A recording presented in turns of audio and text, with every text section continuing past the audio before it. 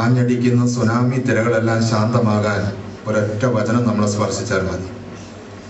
പ്രഘോഷിക്കുന്ന വ്യക്തികളിലും ശ്രോതാക്കളിലും ഒരേപോലെ ദൈവത്തിന്റെ പരിശുദ്ധാത്മാവ് പ്രവർത്തിക്കുമ്പോഴാണ് ഇത് സാധിക്കുന്നത്. എന്നെ കൂടാതെ നിങ്ങൾക്കൊന്നും ചെയ്യാൻ സാധിക്കില്ല. ആ യേശുവിന്റെ പരിശുദ്ധാത്മാവ് ഇന്നത്തെ ശുശ്രൂഷകളുടെ മേൽ ആധിപത്യം ഏറ്റെടുക്കുന്നതിന് ആഗ്രഹിച്ചുകൊണ്ട് നമുക്ക് പ്രാർത്ഥിക്കാം. പരിശുദ്ധാത്മാവിനെ കുറിച്ച് നമ്മൾ ചിന്തിക്കുമ്പോൾ പരിശുദ്ധാത്മയെ മാറ്റി നിർത്തി ചിന്തിക്കാൻ സാധിക്കില്ല. പുതിയ നിയമത്തിലെ ഏറ്റവും ആദ്യം പരിശുദ്ധാത്മാവ് അമ്മയുടെ മേൽ ആവസിച്ചു. അങ്ങനെയാണ് വചനം മാംസം ധരിച്ചത്. പന്തക്കോസ്താ തിരുനാളിൽ മാതാവിനോടൊപ്പം പ്രാർത്ഥിച്ചുകൊണ്ടിരുന്നു. പരിശുദ്ധാത്മാവ് അവരുടെ മേൽ താണിറങ്ങി. നമ്മുടെ കൂട്ടായ്മയിൽ ആദ്യമായിട്ട് വചനം ഏറ്റുവാങ്ങിയ പരിശുദ്ധ അമ്മ നമുക്ക് വേണ്ടി മാധ്യസ്ഥം വഹിക്കട്ടെ. നമുക്ക് ഇങ്ങനെ പ്രാർത്ഥിക്കാം. പരിശുദ്ധാത്മാവേ വരണമേ, അങ്ങേ ഇഷ്ടദാസിയായ മറിയത്തിന്റെ വിമല ഹൃദയത്തിന്റെ ശക്തമായ മധ്യസ്ഥതയാൽ എഴുന്നള്ളി വരണമേ, എന്നിൽ വന്ന് വസിക്കണമേ, നവീകരിക്കണമേ, ശുദ്ധീകരിക്കണമേ, ശക്തീകരിക്കണമേ. മറ്റൊരു വചനം ഈശോ പറഞ്ഞത് മത്തായിയുടെ സുവിശേഷം 13-ാം അധ്യായത്തിൽ വിതക്കാരന്റെ ഉപമയിലാണ്. വചനം വിതച്ചപ്പോൾ ചിലത് വഴിയിൽ വീണു, ചിലത് പാറപ്പുറത്ത് വീണു, ചിലത് മുള്ളുകൾക്കിടയിൽ വീണു എന്ന് ഈശോ വിശദീകരിച്ചു.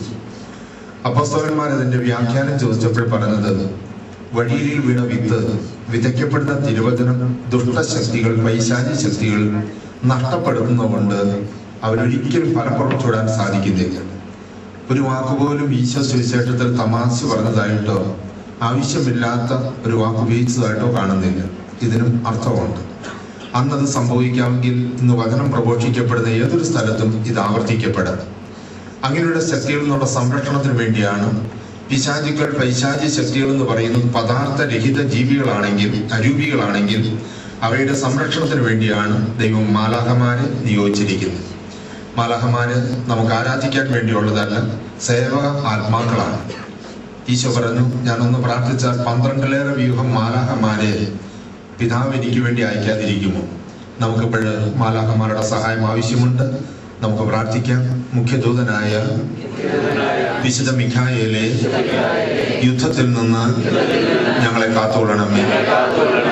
ഇവിടെ നമ്മൾ യുദ്ധം എന്നുള്ള വാക്ക് ഉപയോഗിക്കുന്നത് നമ്മൾ ഉദ്ദേശിക്കുന്ന ഭൗതിക യുദ്ധമല്ല. എഫേസോസ് 6:10 നമ്മൾ പടപെടുന്നത് മാംസരക്തങ്ങൾക്കെതിരായിട്ടല്ല, സ്വർഗീയ ഇടങ്ങളിൽ വർത്തിക്കുന്ന തിന്മയുടെ ദുരാത്മാക്കൾക്കെതിരായിട്ടാണ്. നമുക്ക് പ്രാർത്ഥിക്കാം.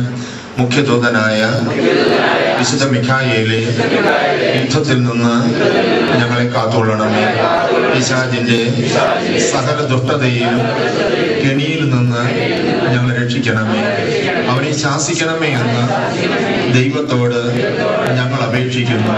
സർവ്വലോക സൈന്യാധിപനായ വിശുദ്ധ മിഖായേലെ, ആത്മാക്കളെ നശിപ്പിക്കുന്നതിന് വേണ്ടി ഇവിടെ ചുറ്റി നടക്കുന്ന സാത്താനെയും മറ്റെല്ലാ ദുഷ്ടബോധങ്ങളെയും ദൈവശക്തിയാൽ നരകത്തിൽ തള്ളി താഴ്ത്തണമേ. യേശുവേ സ്തോത്രം, യേശുവേ നന്ദി. കർത്താവായ യേശുനാഥ, ആത്മീയമായും മാനസികമായും ശാരീരികമായും സാമ്പത്തികമായും കുടുംബപരമായും അധ്വാനിക്കുന്ന, ഭാരം വഹിക്കുന്ന ഞങ്ങളുടെ മേൽ കരുണയായിരിക്കണമേ. കർത്താവായ യേശുവേ, അങ്ങയുടെ സാന്നിധ്യം ഞങ്ങൾക്ക് നൽകണമേ. ഞങ്ങളോട് സംസാരിക്കണമേ. യേശുവേ സ്തോത്രം, യേശുവേ നന്ദി. സ്വർഗ്ഗസ്ഥനായ ഞങ്ങളുടെ പിതാവേ, അങ്ങയുടെ നാമം പൂജിതമാകണമേ. അങ്ങയുടെ രാജ്യം വരണമേ. അങ്ങയുടെ തിരുമനസ്സ് സ്വർഗ്ഗത്തിലെ പോലെ ഭൂമിയിലും ആകണമേ.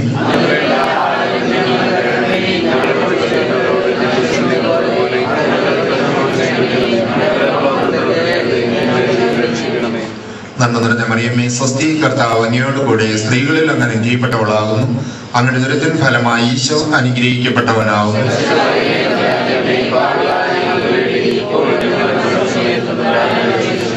പിതാവിനും പുത്രനും പരിശുദ്ധാത്മാവിനും സ്തുതി. ഈശോ മിശിഹായ്ക്ക് സ്തുതിയായിരിക്കട്ടെ. ദയവായിരിക്കും. ബുദ്ധിമുട്ട് ചിന്തിച്ചപ്പോൾ ഇതിന് വല്ല അർത്ഥമുണ്ടോ എന്ന് ചിന്തിച്ചപ്പോൾ ഇതൊക്കെ വെറും മതങ്ങളുടെ സൃഷ്ടിയാണ് എന്നാണ് ഉത്തരം കിട്ടിയത്. അതുകൊണ്ട് മനുഷ്യന്റെ സ്വഭാവവും നരകവും ഈ ഭൂമിയിലാണ്. ഇന്ന് അനുഭവിക്കാവുന്ന സുഖ സൗകര്യങ്ങൾ അനുഭവിച്ച് ജീവിക്കുകയാണെങ്കിൽ അതാണ് ബുദ്ധി എന്ന് തോന്നിയതുകൊണ്ട് ആ വഴിക്ക് സഞ്ചരിച്ചു.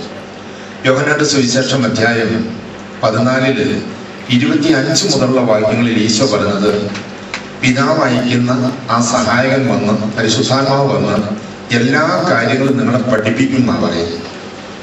നമുക്ക് മനുഷ്യ ബുദ്ധിക്ക് ഗ്രഹിക്കാൻ പറ്റാത്ത പല കാര്യങ്ങളും വിശുദ്ധ ഗ്രന്ഥത്തിലുണ്ട്, സഭയുടെ പഠനത്തിലുണ്ട്. അത് മാനുഷികമായ ബുദ്ധി കൊണ്ട് ഗ്രഹിക്കാൻ ശ്രമിച്ചാൽ ജന്മത്ത് മനസ്സിലാക്കാനായിട്ട് സാധിക്കില്ല. അപ്പൊ ആ ധ്യാനത്തിലൂടെ പരിശുദ്ധാത്മാവ് ഈ വിഷയങ്ങളിൽ കണ്ണുകൊണ്ട് കണ്ടാൽ എന്നതുപോലെ ഒരു വിശ്വാസം, ഒരു ബോധ്യം തന്നപ്പോൾ ഇനിയുള്ള കാലം ഈ കർത്താവിന് വേണ്ടി ജീവിക്കണം എന്ന ആഗ്രഹത്തോടുകൂടി 84 ആ ജോലി രാജിവെച്ചു. അന്ന് മുതൽ ഇന്ന് വരെ ഈ രംഗത്ത് ശുശ്രൂഷ ചെയ്തു. സാധാരണ കേരളത്തിലെ ഡിവൈൻ ഉൾപ്പെടെയുള്ള ധ്യാന മന്ദിരങ്ങളിൽ ശുശ്രൂഷ ചെയ്യുന്നുണ്ടെങ്കിലും ഇടവക ധ്യാനമാണ് സാധാരണ നടത്തിക്കൊണ്ടിരിക്കുന്നത്. അത് എല്ലാ സഭയിലും വിളിക്കാറുണ്ട്. CSC കഴിഞ്ഞ 2 ആഴ്ച മുൻപ് ലൂതറൻ സഭയിലായിരുന്നു ഒരു 5 ദിവസത്തെ ധ്യാനം. അതുപോലെ കത്തോലിക്ക സഭയിലെ എല്ലാ റീത്തുകളിലും ലത്തീൻ, സുറിയാനി, മലങ്കര, കോട്ടയം രൂപത ഉൾപ്പെടെയുള്ള രൂപതകളിൽ അച്ഛന്മാർ വിളിക്കുന്നു. ഞങ്ങൾ വലിയ ടീമൊന്നുമില്ല, പാട്ട് പാടുന്ന ഒരാളും ഞാനും മാത്രം. അങ്ങനെ 5 ദിവസത്തെ ധ്യാനം നടത്തുകയാണ് ചെയ്യുന്നത്. ഇവിടെ ഏതാണ്ട് ഖത്തറിൽ 5ാമത്തെ പ്രാവശ്യമാണ് വരാനായിട്ട് ദൈവം അനുവദിച്ചത്. അപ്പം ഇങ്ങനെ അവസരത്തിൽ ഒരുമിച്ച് കൂടാനും വചനം പങ്കുവയ്ക്കാനും ദൈവം തന്ന അവസരത്തെ ഓർത്ത് ദൈവത്തിന് നന്ദി പറയുകയാണ്. ഇനി നമ്മൾ ശുശ്രൂഷയിൽ കടക്കുമ്പോൾ എന്നെ സ്പർശിക്കുന്ന ആളുകളിൽ കൂടുതൽ ആഴത്തിൽ ചിന്തിക്കാനായിട്ട് പ്രേരിപ്പിക്കുന്ന ഒന്നാണ് ദൈവരാജ്യം എന്നൊരു സന്ദേശമാണ്. മത്തായിയുടെ സുവിശേഷത്തിൽ നമ്മൾ ആ ഒരു വചനത്തിന്റെ, ആ ഒരു സന്ദേശത്തിന്റെ ഗൗരവം മനസ്സിലാക്കാൻ എല്ലാ വചനവും ഞാൻ വ്യാഖ്യാനിക്കുന്നില്ല, ഒന്ന് പറഞ്ഞു പോവുകയാണ്. മത്തായിയുടെ സുവിശേഷം അധ്യായം 3 1-2 വാക്യങ്ങളിൽ സ്നാപയോഹന്നാൻ, അതായത് ഈശോയ്ക്ക് വഴിയൊരുക്കാൻ വേണ്ടി മുൻപേ അയക്കപ്പെട്ട പ്രവാചകൻ, സ്നാപയോഹന്നാനെ കുറിച്ച് പറയുമ്പോൾ കുറച്ച് ആഴത്തിൽ മനസ്സിലാക്കേണ്ട മേഖലയാണ്. മലാക്കി പ്രവാചക പുസ്തകം അധ്യായം 4 മലാക്കി അത് നോട്ട് ചെയ്തിട്ട് പിന്നീട് നമുക്ക് വ്യക്തിപരമായിട്ട് വായിച്ച് ധ്യാനിക്കാം. ഈ സ്നാപയോഹന്നാൻ എന്നൊരൊറ്റ വാക്ക് പറയുമ്പോൾ തീരുന്നതല്ല, അത് പഴയ നിയമത്തിന്റെ തുടർച്ചയാണ്. മലാക്കി പ്രവാചകനിലാണ് പഴയ നിയമം അവസാനിക്കുന്നത്, പിന്നെ പുതിയ നിയമം കൊണ്ട് തുടങ്ങുന്നത്. അവിടെ അവസാനം പറഞ്ഞു വെച്ചിരിക്കുന്നത് ഇങ്ങനെയാണ്: ഞാൻ വന്ന് ദേശത്തെ ശാപം കൊണ്ട് നശിപ്പിക്കാതിരിക്കാൻ ഏലിയായെ നിങ്ങളുടെ അടുത്തേക്കായിരിക്കും. ഏലിയ പണ്ട് പഴയ നിയമത്തിലുണ്ടായിരുന്ന ഒരു ശക്തനായ പ്രവാചകനായിരുന്നു, അദ്ദേഹം മരിച്ചും പോയി. അപ്പൊ വീണ്ടും ഏലിയായെ അയക്കും എന്ന് പറയുകയുണ്ടായി. ലൂക്കായുടെ സുവിശേഷം 1-ാം അധ്യായത്തിൽ 16-17 വാക്യങ്ങളിൽ പറയുന്നത് ഏലിയായുടെ ചൈതന്യത്തോടു കൂടി ഇവൻ കർത്താവിന് മുമ്പേ പോകും. സ്നാപയോഹന്നാനെ കുറിച്ചുള്ള പ്രവചനത്തിൽ പറയുകയാണ് ഏലിയായുടെ ചൈതന്യത്തോടു കൂടി ഇവൻ കർത്താവിന്റെ മുമ്പേ പോകും. സ്ലീഹന്മാർ ഒരിക്കൽ യേശുവിനോട് ചോദിച്ചു, ഏലിയ വരണമെന്ന് നിയമജ്ഞർ പറയുന്നത് എന്തുകൊണ്ടാണ്? ഈശോ പറഞ്ഞു, ഏലിയ വരും, വന്നെല്ലാം പുനഃസ്ഥാപിക്കുക തന്നെ ചെയ്യും. പക്ഷേ ഞാൻ നിങ്ങളോട് പറയുന്നു, ഏലിയ വന്നു കഴിഞ്ഞു, തങ്ങൾക്ക് ഇഷ്ടമുള്ളതുപോലെ അവനോട് ചെയ്യുകയും ചെയ്യും. സ്നാപയോഹന്നാനെ കുറിച്ചാണ് ഈ പറഞ്ഞത്. അപ്പൊ ദേശത്തെ ശാപം കൊണ്ട് നശിപ്പിക്കാതിരിക്കാൻ ഏലിയായെ നിങ്ങളുടെ അടുത്തേക്ക് അയക്കും എന്ന് പറയുമ്പോൾ ഏലിയായുടെ ദൗത്യം തുടരുന്ന അതേ ദൗത്യം ആവർത്തിക്കുന്ന ഒരു വ്യക്തി കടന്നു വരുമെന്ന് സാരം. അങ്ങനെ സ്നാപയോഹന്നാന്റെ പ്രബോധനത്തിന്റെ ആകത്തുകയാണ് മത്തായിയുടെ സുവിശേഷം 3-ാം അധ്യായത്തിന്റെ 1-2 വാക്യങ്ങൾ. അവിടെ പറയുകയാണ്, മാനസാന്തരപ്പെടുവിൻ, ദൈവരാജ്യം സമീപിച്ചിരിക്കുന്നു. ഒരുപക്ഷെ ബൈബിളിലെ മുഴുവൻ സന്ദേശത്തിന്റെ സാരാംശമാണ് സ്നാപയോഹന്നാൻ പറഞ്ഞ കൊച്ചു പ്രസംഗം.